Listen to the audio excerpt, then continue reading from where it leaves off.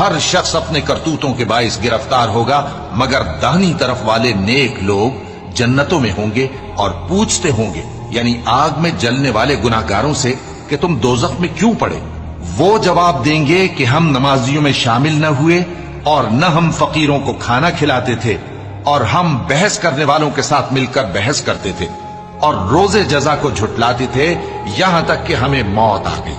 تو سفارش کرنے والوں کی سفارش ان کے حق میں کچھ فائدہ نہ دے گی۔ ان کو کیا ہوا ہے کہ نصیحت سے روگرداں ہو رہے ہیں؟ گویا گدھے ہیں کہ بدک جاتے ہیں، جو شیر سے ڈر کر بھاگ جاتی ہیں۔ اصل یہ ہے کہ ان میں سے ہر شخص یہ چاہتا ہے کہ اس کے پاس کھلی ہوئی کتاب آئے۔ ایسا ہرگز نہیں ہوگا۔ حقیقت یہ ہے کہ ان کو آخرت کا خوف ہی نہیں۔ کچھ شک نہیں کہ یہ قرآن نصیحت ہے، تو جو چاہے اسے یاد رکھے، اور یاد بھی تبھی رکھیں گے جب اللہ چاہے۔